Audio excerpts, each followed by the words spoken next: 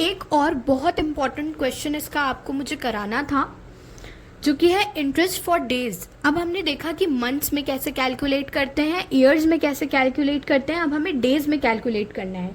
सो mister Kumar थे, उन्होंने बोरो किया था 840 रुपीज़ दिसंबर 3 1994 में at simple interest up to and including 6 February 1995 at the rate of interest being 5 half, like 5.5 per annum, and after the rate was increased by 6 half, that is 6.5. Okay, what did he paid on July 10 1995 to clear the debt with interest? तो इसे calculate करना है हमें। इसमें हमारा क्या दिया हुआ है, डेज दिया हुआ है। दैट इज नॉट रिटन कि आपको इतने डेज का निकालना है, but you have December 3 1994 and the including date February 6 1995 and the rate and the date जिसमें पूरी तरीके से जो डेट है, जो आपका उधार है, वो पे हो गया है July 10 1995। सो ठीक है, इसका सॉल्यूशन की तरफ चलते हैं। So according to the question, principal जो है हमारा वो 840 था, रेट 1 हमारे पास 5.5 था, रेट 2 हमारे पास 6.5 था। Now we have to calculate the time.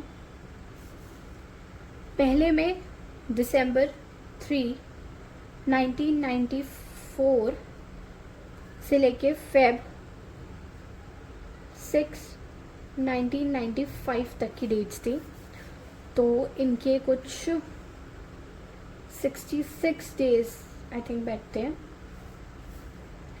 Second में Feb 6 1995 से July 10 1995 तक का हुआ था, 154 days.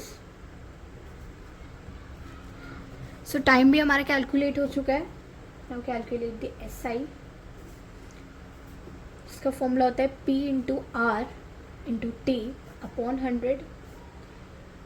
Principal 840, rate 5.5 into 66, 100 into यहाँ का 365।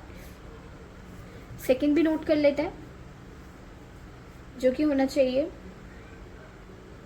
840, 6.5,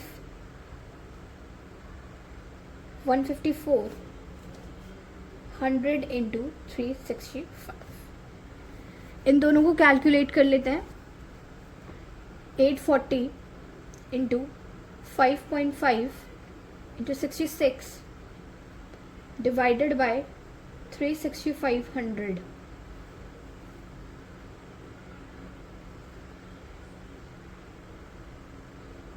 that is 8.35, and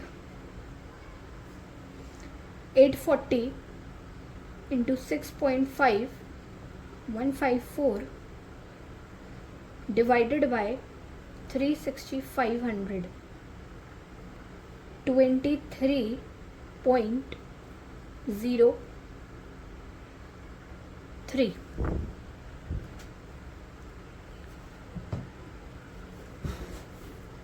Now let's finally calculate the amount of this question, जो कि पूछा गया था क्वेश्चन में।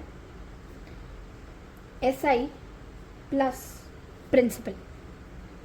SI भी नो कि हमारे पास 2 SI आई है और 2 का ही था ये क्वेश्चन, तो हम टोटल कर देंगे SI का 23.03 प्लस हमारा जो प्रिंसिपल था that was 840, and same in both part, 840 plus 8.35 plus 23.03.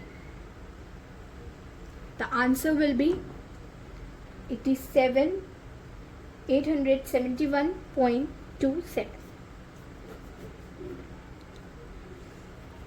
So this was all about question number 7.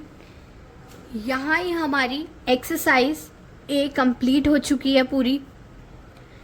अब हम मिलते हैं नेक्स्ट एक्सरसाइज में with next question with next fun.